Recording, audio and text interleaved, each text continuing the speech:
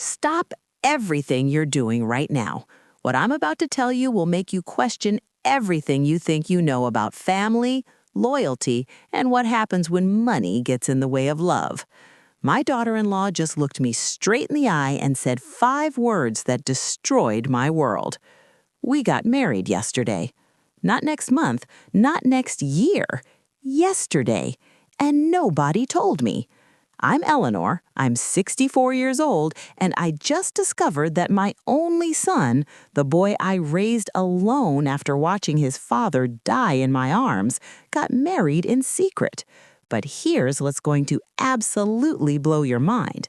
By the end of this story, you'll understand why this devastating betrayal became the greatest blessing our family ever received. But first, you need to understand who my son Marcus really is, because this story starts 30 years ago in a hospital room where I made a promise that would change everything. Picture this. A 28-year-old woman sitting beside her husband's hospital bed, holding the hand of a man who's been unconscious for 3 days. That was me. My husband James had been in a construction accident, a crane malfunction that crushed his spine and left him fighting for his life. I was 6 months pregnant with Marcus, working part-time as a receptionist at a dental office, and suddenly facing the possibility of losing everything. Our insurance was minimal, our savings were non-existent, and the doctors were using words like permanent paralysis and long-term care facility. But James was a fighter. For 2 months, he defied every prediction the doctors made. He learned to move his fingers again, then his hands, then his arms. The day Marcus was born, James was sitting in a wheelchair beside my hospital bed, tears streaming down his face as he held our son for the first time. "He's perfect, Ellie," James whispered, his voice still weak from months of medical procedures. "He's absolutely perfect." James was right. Marcus was perfect. 10 tiny fingers, 10 tiny toes, and the most beautiful eyes I'd ever seen. But our perfect life was about to become a nightmare, because 3 months later, everything fell apart. For the first 2 years of Marcus's life, we managed somehow. James couldn't return to construction work, but he found a job doing bookkeeping from home. His mobility was limited, but his mind was sharp. I went back to work full-time at the dental office. We had a routine, a rhythm, a life that worked despite the enormous challenges. Marcus was walking by 10 months, talking in full sentences by 18 months.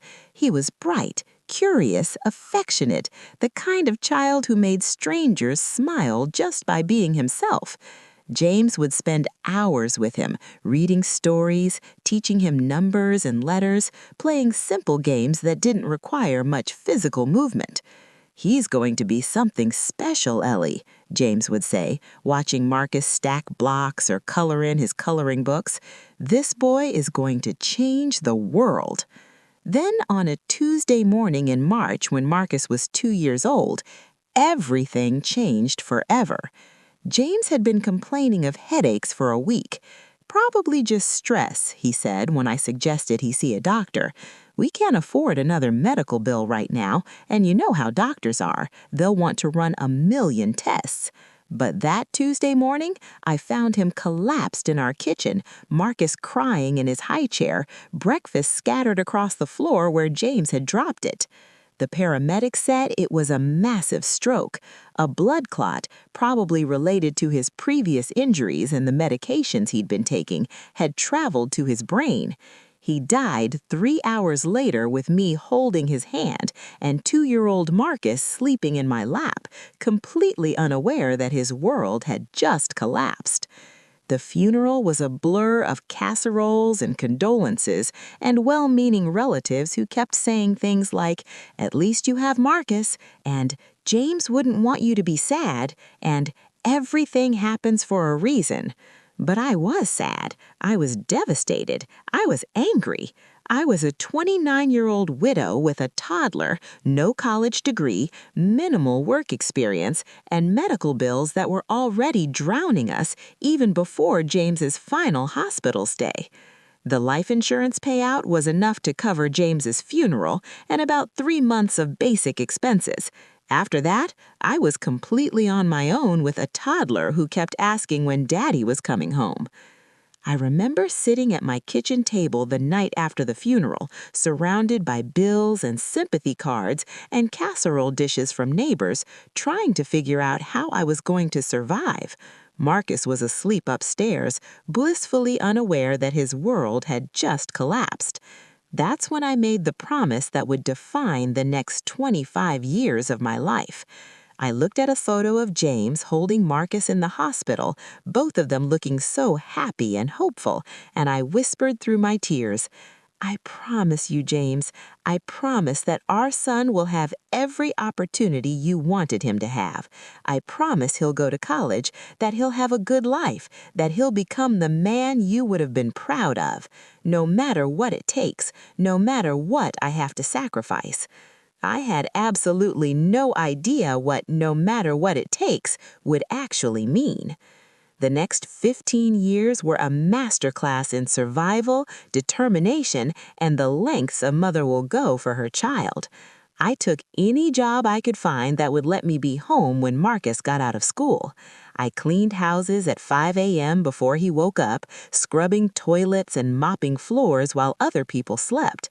I worked retail on weekends while he played quietly in the store's break room, doing homework or reading books I'd checked out from the library. I did data entry at night after he went to bed, typing until my fingers cramped and my eyes burned, earning pennies per entry, but knowing that every penny counted. I babysat other people's children during the day, watching 3 or 4 kids at once while Marcus played with his temporary siblings. There were months when I had to choose between paying the electric bill and buying groceries. I chose groceries every time and learned to live by candlelight until I could catch up on the utilities. There were winters when I wore 3 sweaters inside the house because we couldn't afford to heat it properly, telling Marcus we were camping indoors to make it seem like an adventure. But Marcus never knew how close we came to losing everything. Marcus had new school clothes every fall, even if I wore the same 5 outfits to work for 2 years.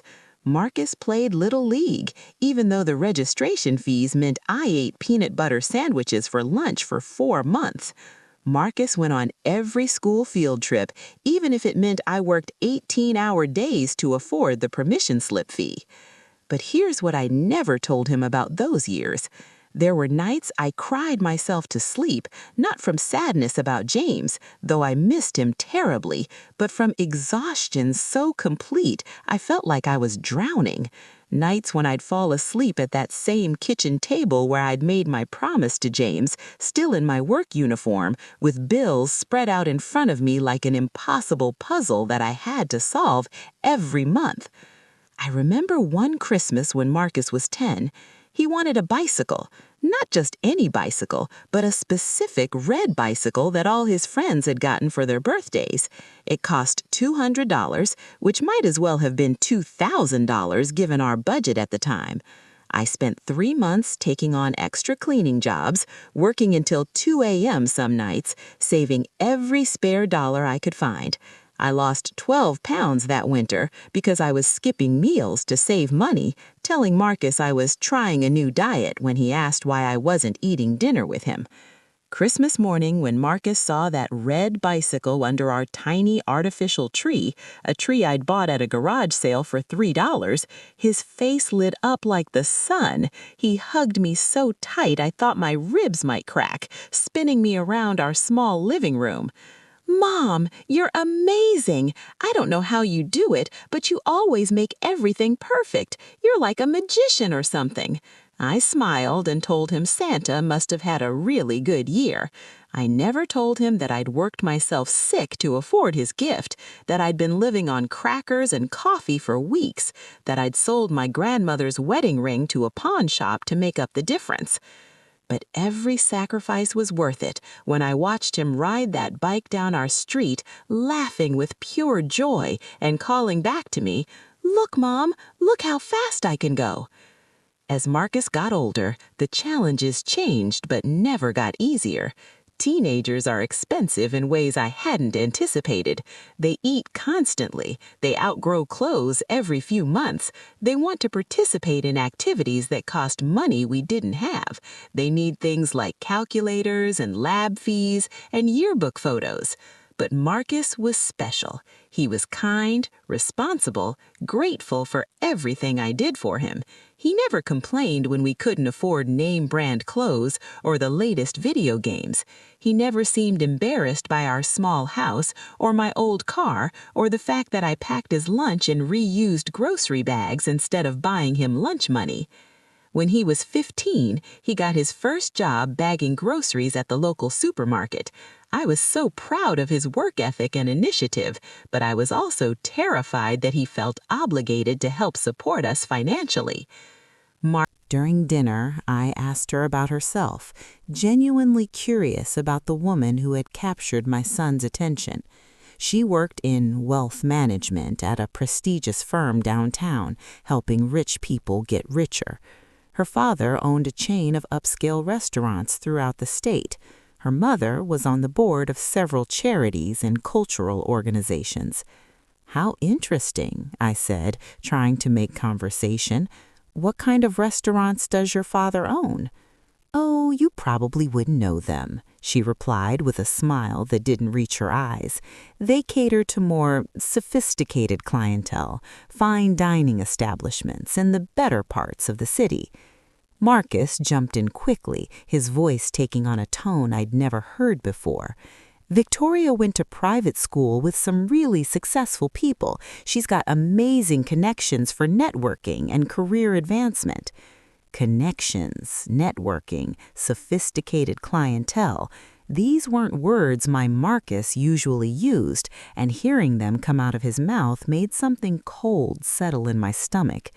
But I pushed down my concerns because Marcus seemed happy, and his happiness had always been my primary goal. Over the next few months, I watched my son change in ways that made me increasingly uncomfortable. The changes were subtle at first, then more dramatic and concerning.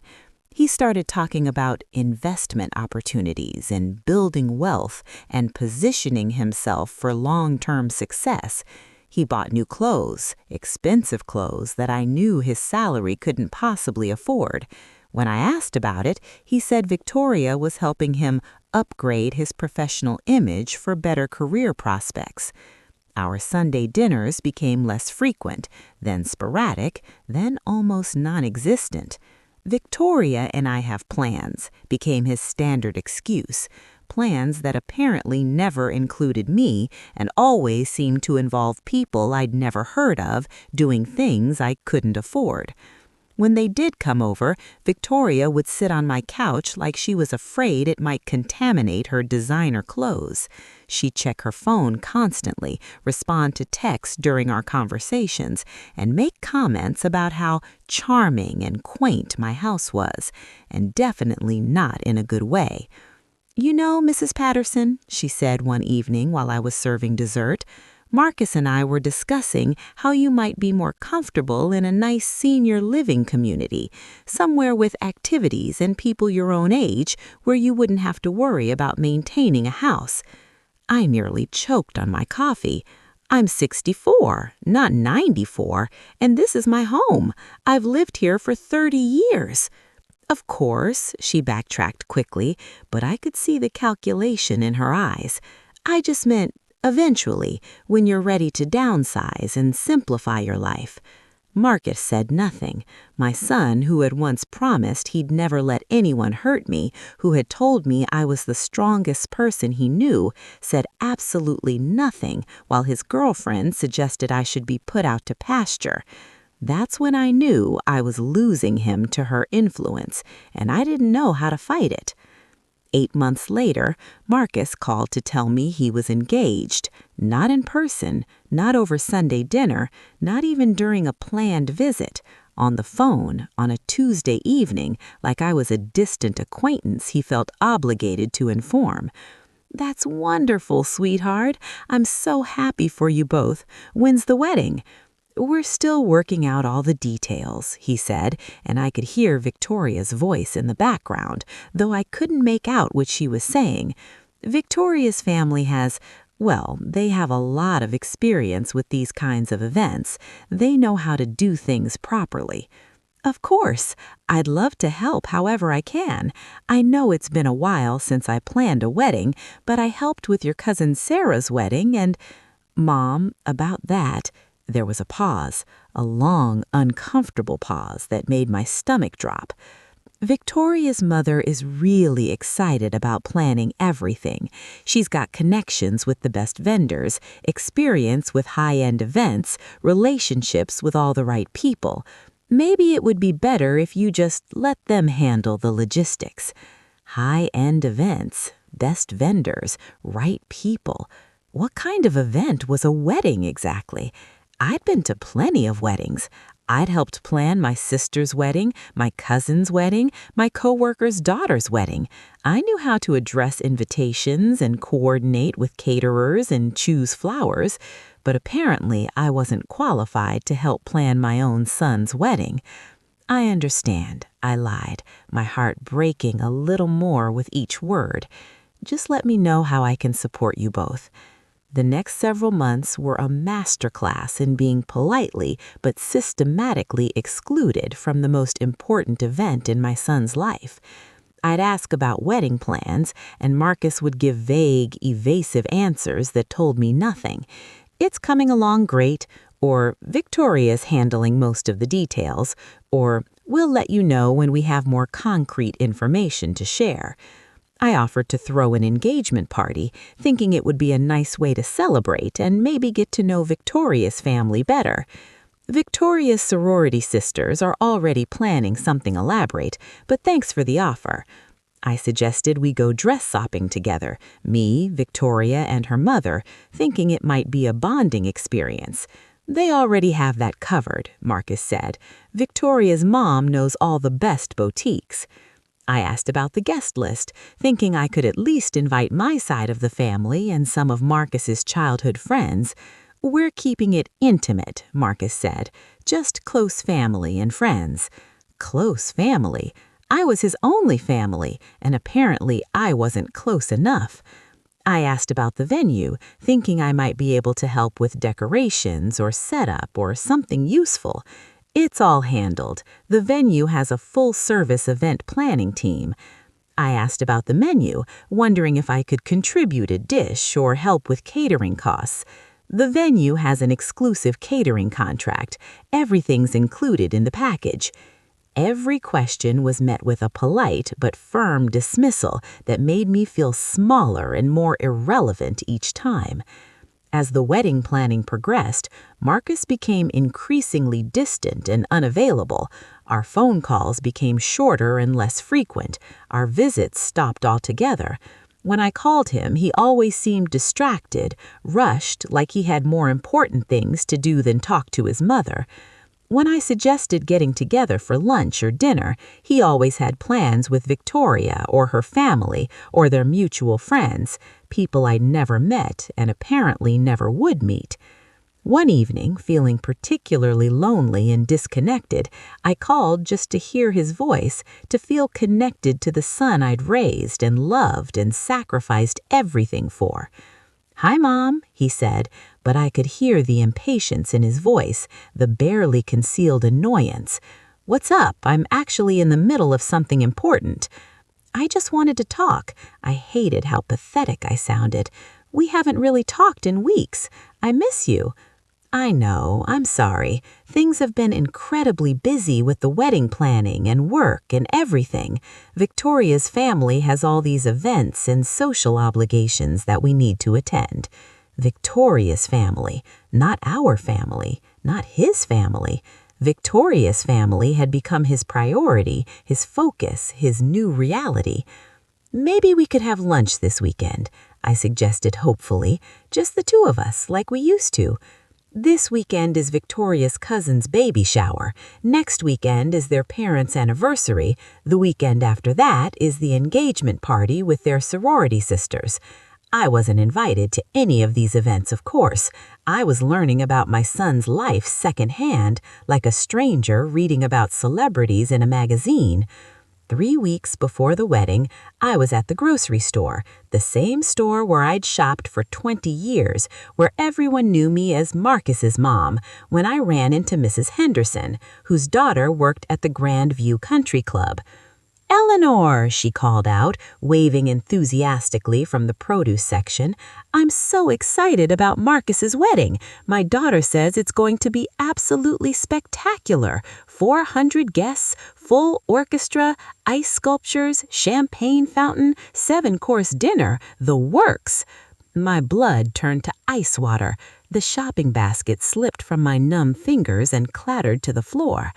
400 guests, full orchestra, ice sculptures, champagne fountain, and I knew nothing about any of it. I drove straight to Marcus's apartment, my hands shaking so badly on the steering wheel that I nearly ran a red light. I knocked on Marcus's door with trembling hands, my heart pounding so hard I thought it might burst out of my chest. When he answered, I could see Victoria in the background, sitting at their dining table with what looked like wedding planning materials spread out everywhere: fabric samples, menu cards, floral arrangements, and detailed floor plans for a reception that looked bigger than most people's entire weddings. "Mom, what are you doing here?" His voice was surprised, but not pleased, more like annoyed that I'd shown up unannounced. "We need to talk," I said, trying to keep my voice steady and failing completely.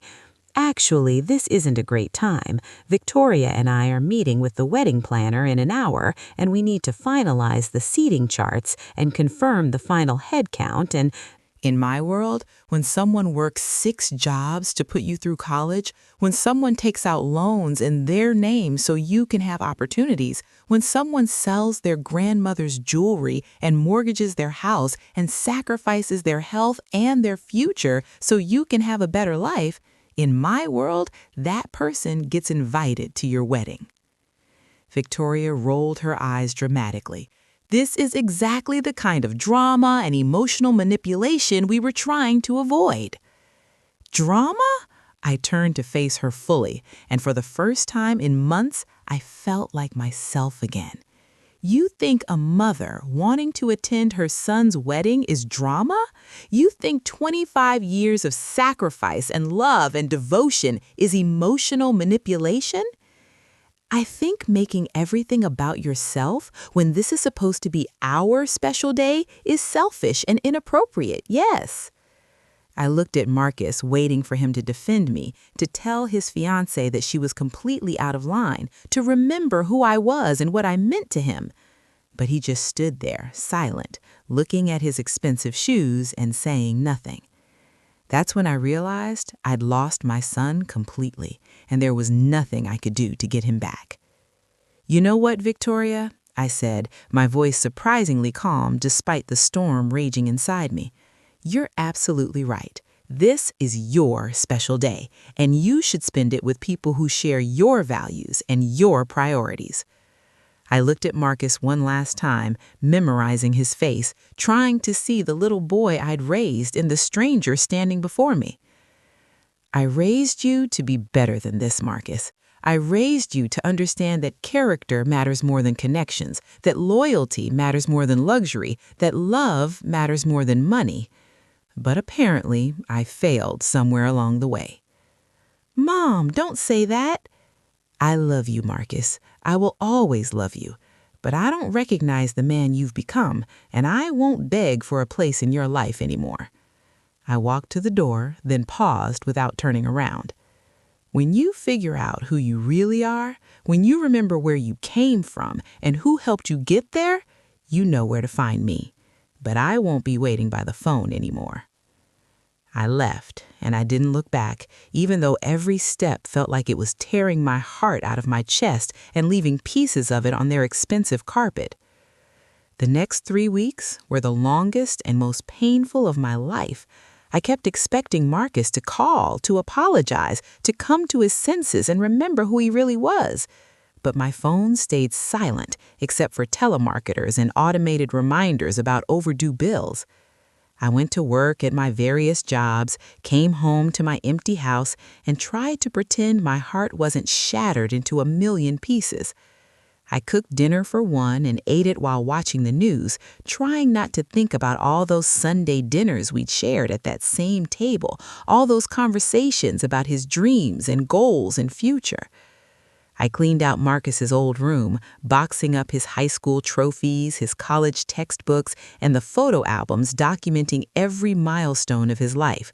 Photos of his first day of school, his little league games, his graduation, his first job interview. Photos of a boy who used to hug me tight and tell me I was his hero, who used to say I was the strongest person he knew. I found the Mother's Day cards he'd made me in elementary school, construction paper hearts with crayon messages, "You're the best mom in the world," and "I love you more than ice cream," and "Thank you for always taking care of me." I found the essay he'd written in high school about his hero, an essay about me, about how I'd raised him alone and worked multiple jobs and never gave up on him. An essay that had made me cry with pride when his teacher had called to tell me about it. I cried over those mementos until I had no tears left, wondering where that grateful, loving boy had gone. Saturday, June 20th, Marcus's wedding day. I woke up at 5 a.m., even though I had nowhere to be, nothing to do, no role to play in the most important day of my son's life. The irony wasn't lost on me. I'd been awake at 5 a.m. almost every day for 25 years, working to give Marcus opportunities. And now I was awake at 5 a.m. with nothing to do but mourn the loss of the relationship that had defined my entire adult life. I made coffee and sat at my kitchen table, imagining what was happening across town. Marcus getting ready, nervous and excited, Victoria in her designer dress, surrounded by bridesmaids and photographers and all the people who were important enough to be included in their special day. I wondered if he thought about me at all, if he wondered what I was doing, if I was okay, if he was thinking about him. Of course I was thinking about him. I'd been thinking about him every minute of every day for 27 years. At 2 p.m., the time I imagined the ceremony was starting based on what Mrs. Henderson had told me, I sat in my garden and cried. I cried for the little boy who used to bring me dandelions and call them the most beautiful flowers in the world. I cried for the teenager who used to practice his graduation speech in front of me until he got it perfect. I cried for the young man who used to call me his best friend and his hero. But mostly, I cried because I knew I'd lost him forever, and I didn't know how to live in a world where Marcus wasn't part of my life. 4 days after the wedding, I was at the grocery store again, the same store where this whole nightmare had started, where I'd learned about my son's wedding from a neighbor instead of from him. I was buying ingredients for meals for one, trying to figure out how to cook for myself after 27 years of cooking for Marcus. That's when I saw a familiar face in the checkout line ahead of me. Patricia Morrison, Victoria's mother. She was buying champagne and expensive imported chocolates, probably for some post-wedding celebration or thank you gifts for wedding vendors. When she turned around and saw me, her face went through a series of expressions: surprise, discomfort, guilt, and then something that looked almost like shame. "Eleanor," she said, her voice overly bright and artificial, like she was trying too hard to sound normal. "How nice to see you." "Hello, Patricia." "The wedding was absolutely beautiful," she said, as if I'd been there, as if I'd been part of the celebration instead of sitting alone in my garden crying. "Truly spectacular. Victoria looked like a princess, and Marcus seemed so happy." I nodded, not trusting myself to speak without breaking down completely. "Marcus seemed very grateful for everything," she continued, and I could tell she was trying to fill the awkward silence, trying to say something that might make this encounter less painful for both of us. "I'm sure he was," I managed to say, my voice sounding strange and distant. She shifted uncomfortably, clearly regretting this encounter and wishing she could escape. "You know, Eleanor, I hope you understand that the guest list was really about space constraints and social obligations with Victoria's extended family and our business associates and the social expectations that come with our position in the community. Eleanor, I interrupted gently, you don't need to explain anything to me. I understand perfectly. But something in her expression made me pause. She looked troubled, guilty even, like someone carrying a secret that was eating at her from the inside. Actually, she said, glancing around to make sure no one was listening, there is something I think you should know, something that's been bothering me since the wedding. My heart stopped. What? It's about Marcus, about how he's been since the wedding, since the whole planning process, really. What do you mean? Patricia looked around again, then leaned closer, lowering her voice. He's been different, withdrawn, melancholy. Victoria's been complaining that he's not himself, that he's not the happy newlywed she expected him to be. Different how? Well, at the reception, he barely spoke to anyone. He went through all the motions, the first dance, the toast, the cake cutting, the traditional activities, but it was like he wasn't really there, like his mind was somewhere else entirely, like he was going through the motions of someone else's life. My chest tightened with a mixture of hope and pain. Maybe he was just overwhelmed. Big weddings can be stressful, especially when you're the center of attention. That's what we thought initially, but it's been 4 days and he's not improving. If anything, he's getting worse. Yesterday, Victoria found him sitting in their living room, just staring at his phone. When she asked what was wrong, he said he was thinking of calling someone, then put the phone away and wouldn't say anything else. Patricia, why are you telling me this? Patricia sighed deeply, looking older and more tired than I'd ever seen her. Because I think I made a terrible mistake, Eleanor. A mistake that's hurting everyone involved, including my own daughter. What kind of mistake?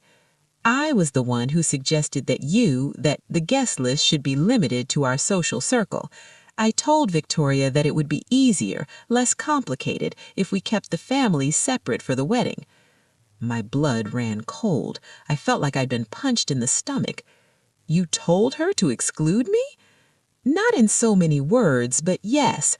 I thought it would be easier, less complete if everyone came from similar backgrounds. I stared at her, speechless with shock and hurt and a growing anger that I was struggling to contain. But watching Marcus at that wedding, seeing how miserable he looked despite being surrounded by 400 people who were supposedly celebrating his happiness, I think I was wrong. I'm inviting you to Sunday dinner as my guest, as someone I want to get to know better now that we're connected through our children's marriage. I shook my head vigorously. Patricia, this is absolutely crazy. What about your husband? What about Victoria? What about the rest of your family? My husband will do whatever I tell him to do. We've been married for 35 years, and he knows when I've made up my mind about something important. He also knows when I think we've made a mistake that needs to be corrected. And Victoria? Patricia's expression hardened slightly. Victoria needs to learn that actions have consequences. She manipulated a young man into abandoning his mother, and now she gets to live with the results of that manipulation. But what if Marcus doesn't want to see me? What if he's really chosen this new life and wants nothing to do with his old one? What if I just make everything worse? Then at least you'll know for sure. At least you'll have tried one more time. At least you'll be able to say you did everything you could to save your relationship with your son. I stood there in that grocery store aisle, my mind racing with possibilities and fears and a desperate hope I was afraid to acknowledge. Part of me wanted to say no immediately. Part of me wanted to protect myself from further heartbreak and humiliation. What if I showed up and Marcus rejected me again? What if he was angry that I'd ambushed him? What if this just made everything infinitely worse and destroyed any chance of reconciliation in the future? But another part of me, the part that had fought for Marcus his entire life, the part that had never given up on anything important, the part that had worked 6 jobs and mortgaged my house and sacrificed everything for his future, couldn't let go without one final attempt. "When?" I heard myself ask, my voice barely above a whisper. "This Sunday, 5 o'clock. I'll text you my address and directions." "What will you tell them about why I'm there?" "I'll figure something out. Maybe I'll say I invited you because I felt terrible about the wedding situation. Maybe I'll say I wanted to get to know Marcus's family better now that we're all connected. Maybe I'll just tell the truth, that I think we made a mistake and I want to try to fix it." "And if Victoria refuses to let me in the house?" Patricia smiled grimly. "It's my house, Eleanor. She doesn't get to decide who I invite to dinner in my own home." "Okay," I said, my voice barely a whisper. "I'll do it." The next 5 days were absolute torture. I changed my mind at least 20 times, picking up the phone to call Patricia and cancel, then putting it down again. I practiced what I would say to Marcus, then threw away my notes and decided to just speak from the heart. I picked out an outfit, then changed it again, then went back to the original choice. What do you wear to potentially reconcile with your estranged son? What do you wear to face the woman who convinced him to abandon you? What do you wear when you're fighting for the most important relationship in your life? I settled on a simple navy blue dress, Marcus's favorite color since he was a little boy, and the pearl necklace James had given me for our 5th anniversary. If I was going to do this, I was going to do it as myself, not as some version of myself I thought might be more acceptable to Victoria's social circle. Saturday night, I barely slept.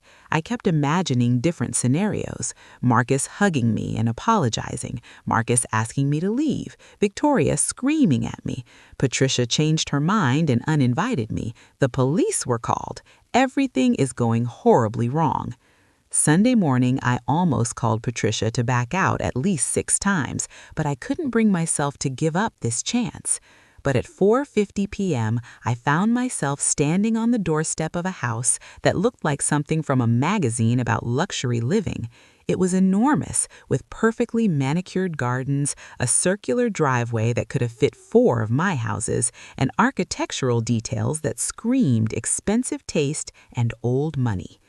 I rang the doorbell with hands that were shaking so badly I could barely press the button. My heart was pounding so hard I thought it might burst out of my chest. Patricia answered almost immediately, as if she'd been waiting by the door. "Eleanor," she said, loud enough for anyone inside to hear, "what a wonderful surprise! Come in, come in." I stepped into a foyer that was bigger than my entire living room. Everything was white marble and crystal chandeliers and fresh flowers that probably cost more than my monthly grocery budget. Oil paintings that looked like they belonged in a museum hung on the walls. "Marcus and Victoria are in the living room with the family," Patricia whispered. "Are you ready for this?" No, I thought. I'll never be ready for this, but I nodded anyway. Patricia led me through a hallway lined with family photos, Victoria's childhood, her college graduation, her engagement photos with Marcus, professional family portraits that looked like they belonged in a country club newsletter. I noticed there were no photos of Marcus's childhood, no pictures of his family, no acknowledgement of the life he had before Victoria. We reached the living room and Patricia called out cheerfully, "Look who stopped by to say hello." I stepped into the doorway and saw them all sitting in a room that looked like a furniture showroom. Marcus was wearing clothes I'd never seen before, expensive clothes that made him look like a stranger, like someone playing a role in a movie about rich people. Victoria was perfectly put together as always, her blonde hair styled in a way that probably required a team of professionals. Also present were Victoria's brother, James, and his wife, Catherine, both of whom looked like they'd stepped out of a country club catalog, and Patricia's husband, Robert, who looked uncomfortable and kept glancing between his wife and daughter. They all looked up when Patricia spoke, and the expressions on their faces were worth documenting for posterity. Marcus's face went through shock, confusion, hope, terror, and something that might have been relief in the span of about 3 seconds. Victoria's face went through shock, anger, cold calculation, and barely controlled rage. James and Catherine just looked confused and slightly annoyed. Robert looked like he wanted to disappear into the expensive couch cushions. "Hello, Marcus," I said, quietly, my voice barely above a whisper. He opened his mouth, but no sound came out. He just stared at me like he was seeing a ghost. Patricia, bless her heart, pretended like nothing was wrong. "Well, now that we're all here, shall we sit down to dinner? I made prime rib with all the traditional accompaniments. I hope that's all right with everyone." We moved to the dining room, which was even more intimidating than the living room. The table could have seated 20 people comfortably. The china looked like it belonged in a museum. The crystal glasses probably cost more than my monthly salary. Everything was perfect, pristine, and completely without warmth. I sat across from Marcus and Victoria, with Patricia at the head of the table.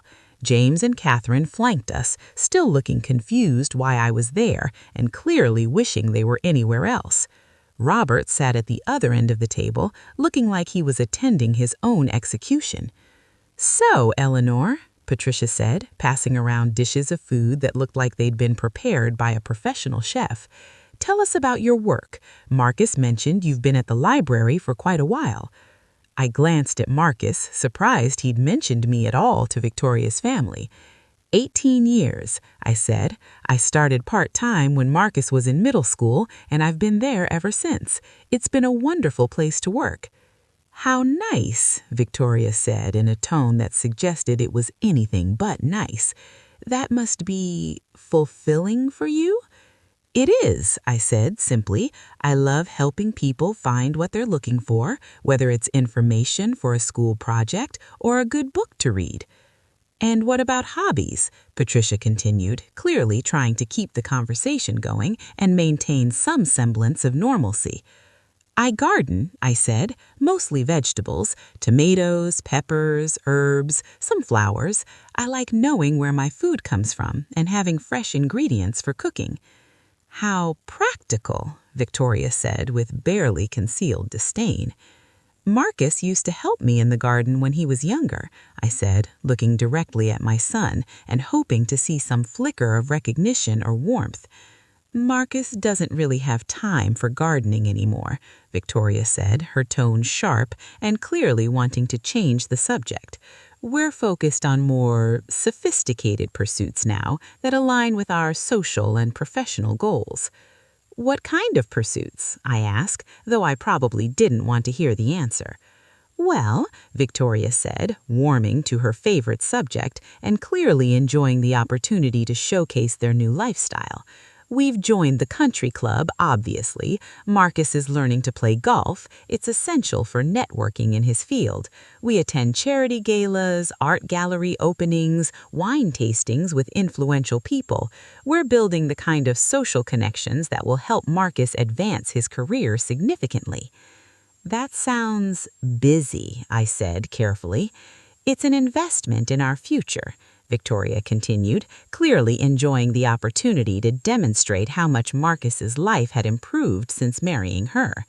"Marcus has realized that success isn't just about working hard, it's about knowing the right people, being seen in the right places, cultivating the right image and reputation in the business community." I looked at Marcus. "Is that what you've realized?" He shifted uncomfortably in his chair, not meeting my eyes. "It's important to think strategic." No, Marcus, it's not enough. Because I need to say this, and you need to hear it. And everyone in this room needs to understand what's really happening here. I turned to face him fully, my voice breaking with emotion but growing stronger with each word. "I spent 25 years raising you to be a good man. I worked 6 jobs so you could go to college. I sold everything I owned so you could have opportunities I never had. I sacrificed my health, my social life, my chance at love, my entire future, so that you could have a better life than I did." Marcus's eyes filled with tears, but he still couldn't meet my gaze. "And I was happy to do it. Every sacrifice, every sleepless night, every missed meal, every impossible choice between necessities. it was worth it because I was raising someone I was proud of, someone who understood that character matters more than connections, that integrity matters more than image, that love matters more than money. Mom, but somewhere along the way you forgot. You forgot that the woman sitting across from you convinced you to abandon your mother for a wedding invitation. You forgot that real love doesn't come with conditions or ultimatums. You forgot who you are and where you came from and what I taught you about what really matters in life. Victoria stood up abruptly. I don't have to listen to this nonsense and emotional manipulation. No, you don't, I agreed. But Marcus does, because Marcus needs to decide who he wants to be and what kind of man he wants to become. I looked at my son one last time, pouring all my love and disappointment and desperate hope into that gaze. Tell me something, Victoria. Does your family know about Marcus's student loans, the ones I co-signed because he couldn't qualify on his own credit? Her face changed slightly, uncertainty creeping into her expression. Do they know about the time he got pneumonia in college and I took out a second mortgage to pay his medical bills because our insurance didn't cover everything and he couldn't afford to be sick? Marcus's face went pale and I saw his hands trembling slightly. Do they know that every birthday, every Christmas, every achievement in his life I was there, alone, supporting him, believing in him, cheering him on when no one else cared about his success? Victoria's confidence was starting to crack visibly. And do they know, I continued, my voice getting stronger with each word, that the reason he's such a good man, or was until he met you, is because he learned about loyalty and sacrifice and putting family first? Because he learned that love isn't about what someone can give you, but about what you're willing to give them. That's when Victoria made her biggest mistake of the evening. Well, Victoria said, her voice dripping with condescension and barely controlled rage. Well, maybe if you had made better choices in life, you wouldn't be in this position. Maybe if you had focused on building wealth instead of just getting by. Maybe if you had married better or gotten an education or done something meaningful with your life, you'd understand our perspective and wouldn't feel so threatened by our success. The room went dead silent. Even James and Catherine looked shocked by her cruelty. Robert's mouth fell open. Patricia's face went white with horror. Marcus's mouth fell open. Even he knew she'd crossed a line that couldn't be uncrossed. Better choices, I repeated slowly, my voice dangerously quiet. Like the choice to work 3 jobs so my son could go to college? Like the choice to give up dating for 15 years so I could focus on raising him properly? Like the choice to sell everything I owned so he could have opportunities I never had? I walked toward the door, then turned back to face the room. You know what, Victoria? You're absolutely right. I did make choices. I chose love over money. I chose sacrifice over selfishness. I chose to raise a son who I thought understood the difference between what matters and what doesn't. But apparently, I was wrong about what I was raising. I looked at Patricia. Thank you for dinner, and thank you for trying to do the right thing. I looked at Marcus one final time. I love you, son. I will always love you, but I won't beg for a place in your life anymore. I walked toward the front door, my heart breaking with every step. Behind me, I could hear Victoria's voice high and angry. Marcus, if you go after her, don't bother coming home tonight. I mean it. Choose right now. I paused at the front door, hoping against hope that I would hear Marcus's footsteps behind me, that he would choose love over luxury, family over status, his mother over his manipulative wife. But the house stayed silent, except for Victoria's continued ranting about boundaries and respect and loyalty to one's spouse. I walked to my car, got in, and drove home through tears that made it nearly impossible to see the road. I thought that was the end of the story. I was wrong. For 5 days, nothing happened. I went to work, came home, and tried to accept that I had lost my son forever. I had tried everything I could think of, and it hadn't been enough. On Friday evening, I was in my garden, the same garden where Marcus had planted those sunflowers all those years ago, when I heard a car door slam in my driveway. I looked up to see Marcus walking toward me. He was still wearing his expensive clothes, but they were wrinkled and disheveled. His hair was messy, his eyes were red and swollen, and he looked like he hadn't slept in days. "Mom," he said, his voice breaking on the word. I stood up slowly, my heart pounding so hard I thought it might burst. "Hello, Marcus. Can we talk?" I nodded, not trusting my voice to remain steady. We sat on my back porch, the same porch where we'd shared countless conversations over the years. For a long moment, neither of us spoke.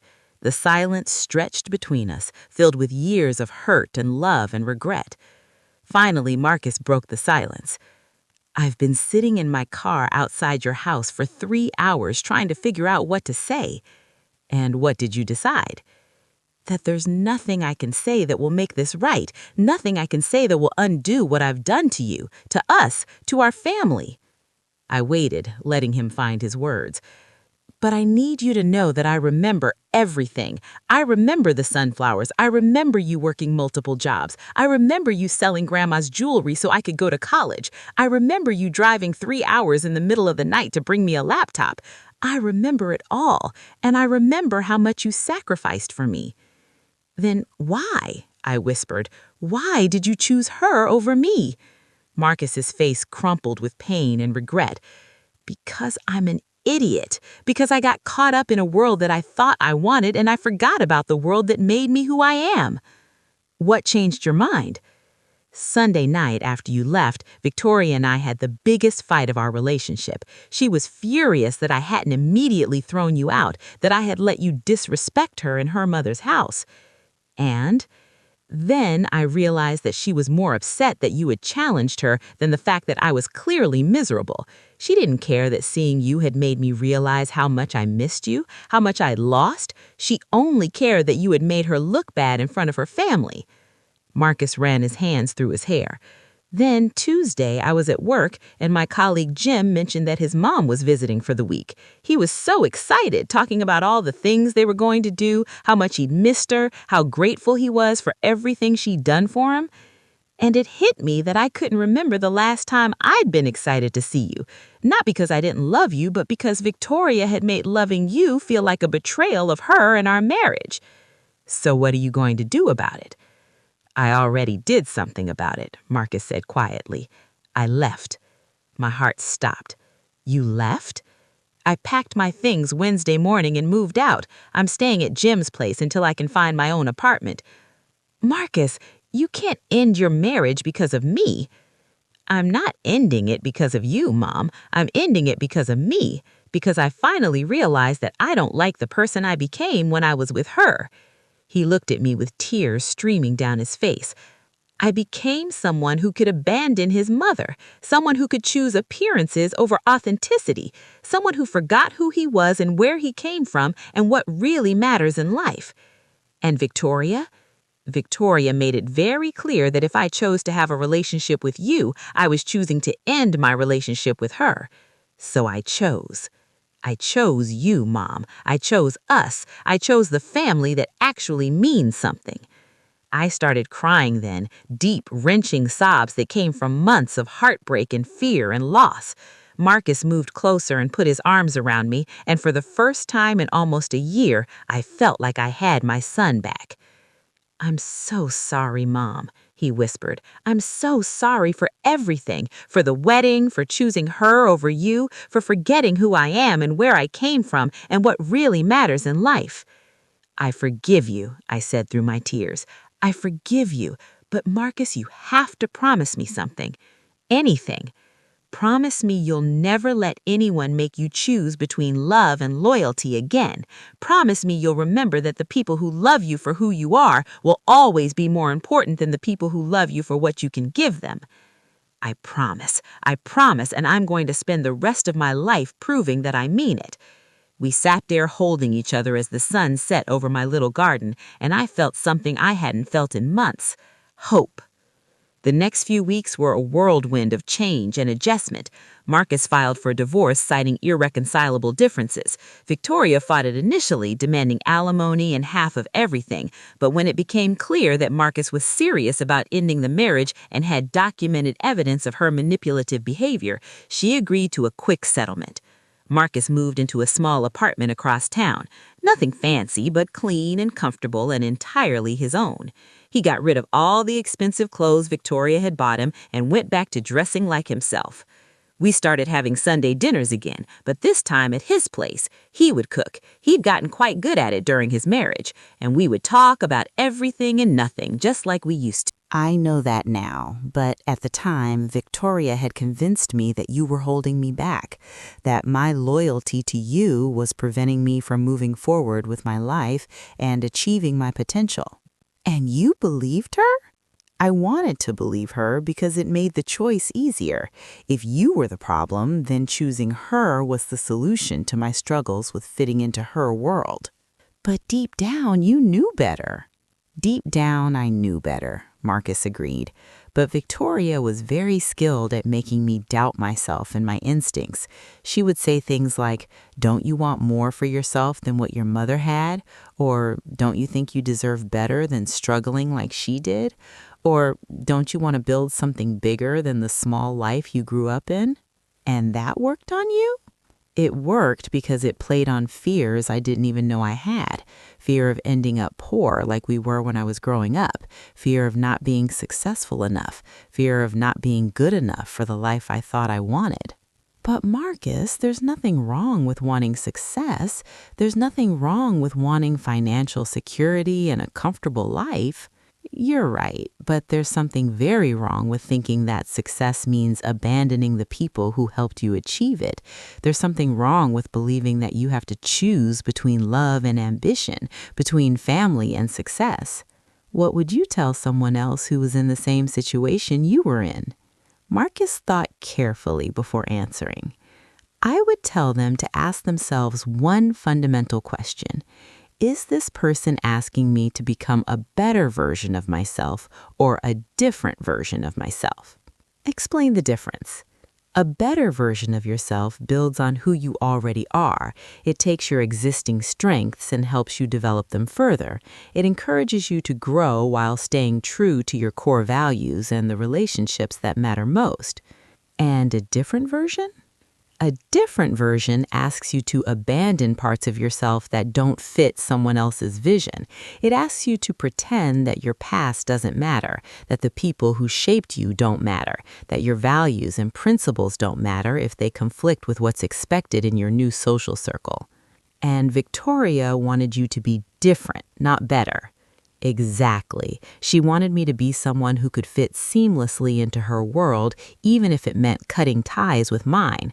She wanted me to be ashamed of where I came from instead of proud of how far I'd come. Do you think she ever really loved you? Marcus sighed deeply. I think she loved the idea of me. She loved having a project, someone she could mold and shape and show off as evidence of her influence and social power. But not you as a person. Not me as a person, because if she had loved me as a person, she would have wanted to know about my childhood, my memories, my relationship with you. She would have been curious about the experiences that made me who I am. Instead, she treated my past like something embarrassing that needed to be overcome and forgotten. She never asked about Dad, never wanted to hear stories about growing up, never showed any interest in understanding where I came from or what shaped my character. And that should have been a red flag. It should have been a giant red flag with sirens and flashing lights, Marcus said ruefully. But I was so flattered by her attention, so impressed by her world and her family's wealth that I ignored all the warning signs. What were the other warning signs you missed? She never wanted to spend time at my apartment. It wasn't nice enough for her standards. She never wanted to meet my friends from work. They weren't successful enough or well-connected enough. She never wanted to eat at the restaurants I liked. They weren't upscale enough for her taste. Everything had to be on her terms. Everything. And when I tried to suggest alternatives or express my own preferences, she would make me feel like I was being cheap or unambitious or small-minded. She had a way of making me doubt my own judgment about everything. She was training you. She was training me, Marcus agreed, training me to defer to her judgment, to trust her taste over my own, to believe that her way was always the better way, the more sophisticated way. And it worked. It worked because I let it work, because I was so eager to be accepted into her world that I was willing to reject my own world, my own values, my own family. Do you regret the whole relationship? Marcus considered this carefully. I regret how it ended. I regret the pain I caused. I regret losing myself for a while and forgetting what really matters. But I don't regret learning the lesson. I don't regret finding out what I'm really made of, what really matters to me, who I really am when everything else is stripped away. And what did you find out?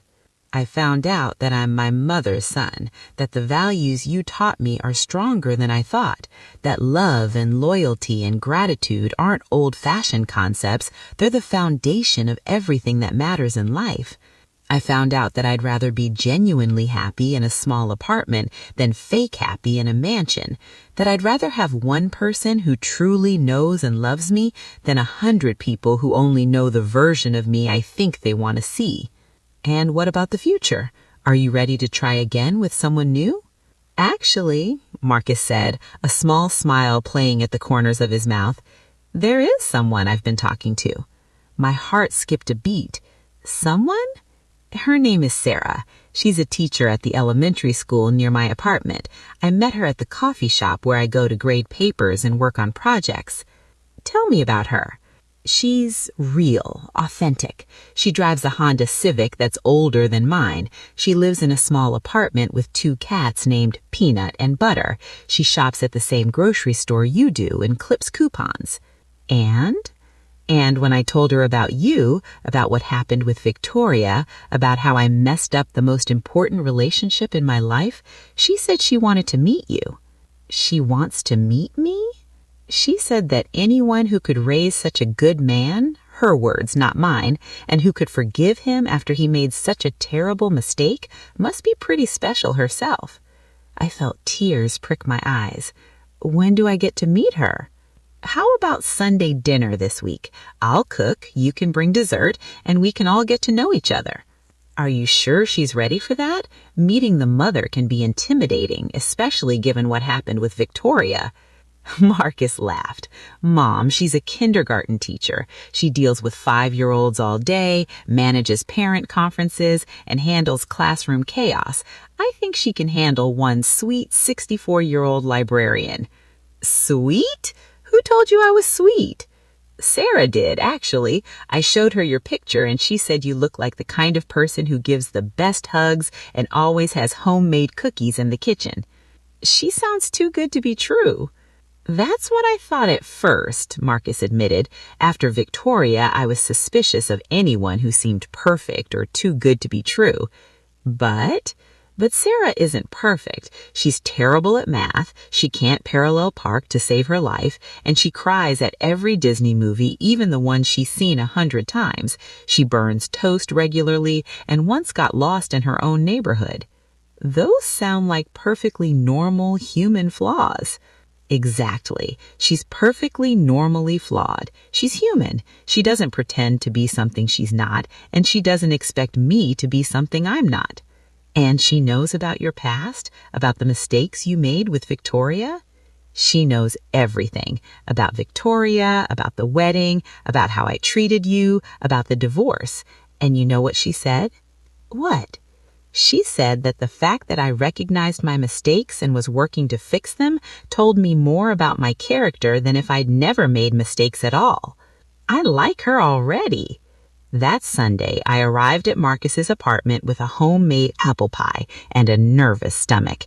I'd been hurt so badly by Victoria that I was terrified of getting my hopes up about Sarah. But the moment she opened the door, I knew Marcus had found something genuinely special. Sarah was pretty in a natural, unassuming way. She wore jeans and a simple sweater, minimal makeup, and a genuine smile that reached her eyes and lit up her whole face. She hugged me like we were old friends. Mrs. Patterson, I'm so excited to finally meet you. Marcus talks about you constantly. He does? Oh, yes. He told me about your garden, about your job at the library, about how you raised him all by yourself after his father died. I think you're absolutely amazing. And just like that, my fears and reservations melted away completely. Dinner was wonderful in every way. Sarah asked genuine questions about my life, my interests, my memories of Marcus's childhood. She laughed at my stories and shared some of her own. She treated me like a person she was genuinely interested in getting to know, not an obstacle to navigate around. When I mentioned that I was thinking about expanding my garden next spring, she got excited. I've always wanted to learn how to grow vegetables. Would you teach me? I kill every plant I touch, but I'm willing to learn. When Marcus showed her old photo albums, she cooed over pictures of him as a baby and asked to hear the stories behind each one. She wanted to know about his first steps, his first words, his childhood fears and dreams. When I accidentally spilled wine on my dress, she immediately offered to help clean it up, then told me about the time she'd spilled an entire cup of coffee on herself during a parent-teacher conference and had to teach the rest of the day with a huge brown stain on her white blouse. She was everything Victoria wasn't: warm, genuine, interested in others. Really? My ex-boyfriend barely spoke to his parents. He thought independence meant cutting ties with family, that success meant leaving people behind. But I think real independence means choosing your family every day, not because you have to, but because you want to. And you want to choose us? I want to choose Marcus, and Marcus comes with you, which from what I can see is a pretty amazing package deal. That's when I knew Sarah was the one for my son. Over the next several months, I watched Marcus and Sarah's relationship develop, and it was like watching a masterclass in healthy, authentic love. They supported each other's goals without trying to change each other's fundamental nature. Sarah encouraged Marcus to pursue a promotion at work, but she never made him feel like his current position wasn't good enough. Marcus supported Sarah's dream of getting her master's degree in education, even though it meant she'd be busy with classes and homework. They included me in their lives without making me feel like a third wheel or an obligation. Sunday dinners became a regular tradition again, but they also invited me to movies, to walks in the park, to casual dinners during the week when they tried new recipes. Most importantly, they talked about everything openly and honestly. I watched them navigate disagreements with respect and kindness. I watched them make decisions together, considering each other's feelings and opinions without losing their individual identities. It was everything Marcus's relationship with Victoria hadn't been. 18 months after that first Sunday dinner, Marcus asked me to meet him for coffee. He seemed nervous, fidgety, like he had something important to say but wasn't sure how to begin. "Mom, I need to ask you something." "What is it, sweetheart?" He pulled out a small velvet box. "I want to ask Sarah to marry me." My heart soared with joy. "Marcus, that's wonderful." "But I want your blessing first. I want to make sure you think she's right for me, for us, for our family." I looked at my son. This man who had learned from his mistakes, who had grown from his pain, who had found his way back to himself and to me, and I felt so proud I could barely speak. "Marcus, Sarah is perfect for you. She loves you for who you are. She respects where you came from, and she makes you genuinely happy. What more could a mother want?" "There's something else," he said, his voice filled with emotion. "What?" "The ring. It's not new." He opened the box to show me a simple, elegant diamond ring that looked familiar but I couldn't quite place. "Marcus, is that?" "It's Dad's grandmother's ring, the one you gave me when I graduated college, the one you said I should save for the right woman." I started crying. "You kept it, even through everything with Victoria?" "I kept it. Even when Victoria was pressuring me to buy her a bigger, more expensive ring from Tiffany's, I kept this one hidden away. Deep down, I think I knew she wasn't the right woman for it." "And Sarah is?" "Sarah is. She's the woman Dad would have wanted me to marry. She's the woman you raised me to deserve. She's the woman who loves our family, our history, our story." "When are you going to ask her?" "That's the other thing I wanted to talk to you about. I want to propose to her here in your garden where those sunflowers used to grow. In my garden? I want to propose to her in the place where I learned about love, about nurturing, about making things grow with patience and care. I want to ask her to marry me in the place that represents everything good about my childhood, everything you taught me about family and commitment. Marcus. And I want you to be there too, not hiding in the house, not watching from the window. I want you to be part of it because you're part of us. Are you sure Sarah would want that? I already asked her. Hypothetically, of course. I said something like, if I were to propose to you, would you want it to be private or would you be okay with my mom being there? And she said, Marcus, my mom is going to be my family too. Of course I'd want her there for such an important moment. My heart melted completely. She really said that? She really said that. She also said that she'd be honored to receive a ring that had been in our family, that meant something to us, that connected us to our history. When? Next Sunday, during our regular dinner. I'll cook her favorite meal, we'll eat in the garden if the weather's nice, and then I'll ask her to spend the rest of her life with us. With us? Really? My ex-boyfriend barely spoke to his parents. He thought independence meant cutting ties with family, that success meant leaving people behind. But I think real independence means choosing your family every day, not because you have to, but because you want to. And you want to choose us?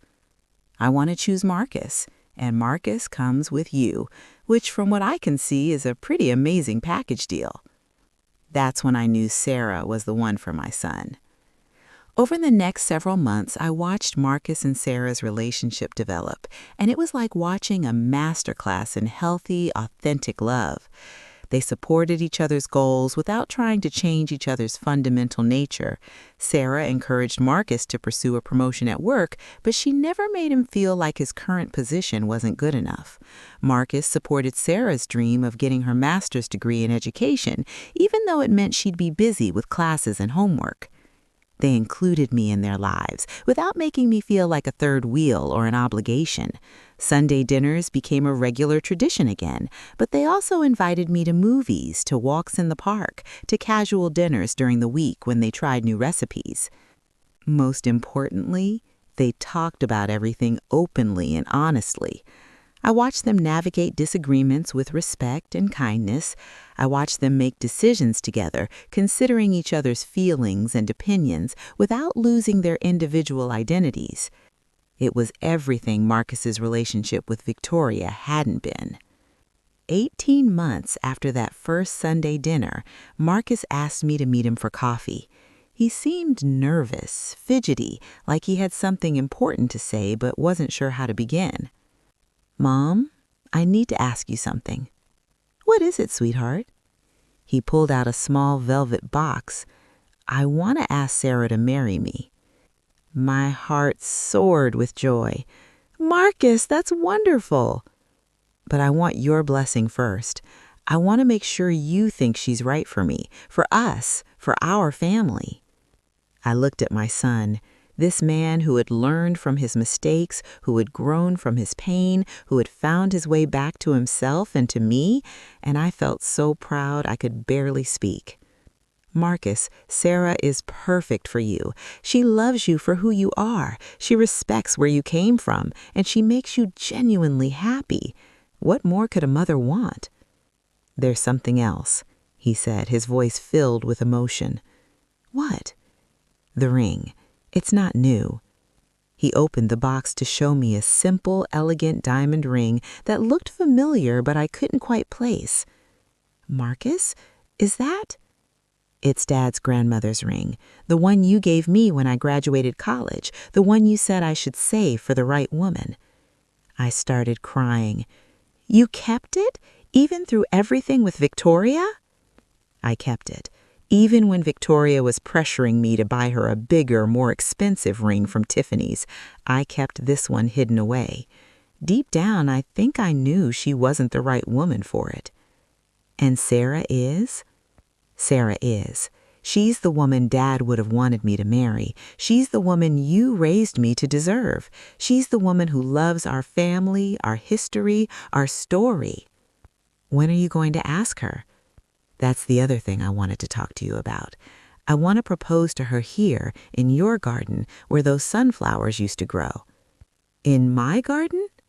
I want to propose to her in the place where I learned about love, about nurturing, about making things grow with patience and care.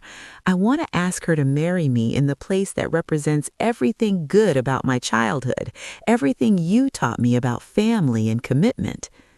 Marcus.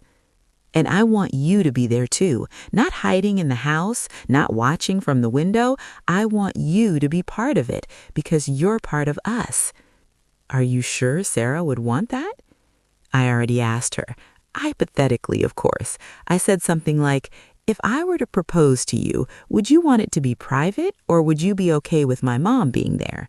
And she said, Marcus, my mom is going to be my family too. Of course I'd want her there for such an important moment. My heart melted completely. She really said that? She really said that. She also said that she'd be honored to receive a ring that had been in our family, that meant something to us, that connected us to our history. When? Next Sunday, during our regular dinner. I'll cook her favorite meal, we'll eat in the garden if the weather's nice, and then I'll ask her to spend the rest of her life with us. With us? With us, Mom, because that's what this is about. It's not just about me marrying Sarah. It's about Sarah joining our family, about us becoming a complete family again, about healing what was broken. We've always been a family, sweetheart.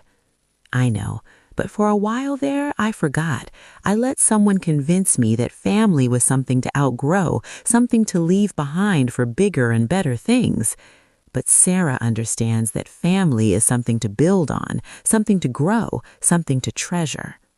The following Sunday was perfect, warm but not hot, with a gentle breeze that made the flowers in my garden dance.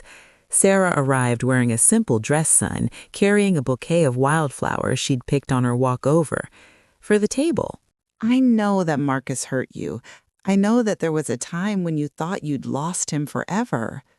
That's in the past now. I know it is, but I want you to know that I will never let that happen again. I will never ask Marcus to choose between me and you. I will never make him feel like loving his family is a betrayal of our marriage. Sarah, you don't need to promise me that. Yes, I do, because you trusted me with the most precious thing in your life, your son. And I want you to know that I understand what a gift that is, what a responsibility that is. You're the gift, sweetheart. You brought my son back to me.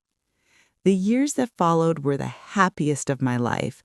Marcus and Sarah bought a house just 15 minutes from mine, close enough for Sunday dinners and spontaneous visits, far enough for them to have their own space and independence. Sarah did learn to garden, and she was surprisingly good at it. We spent many Saturday mornings working side by side, planting vegetables and flowers, talking about everything and nothing.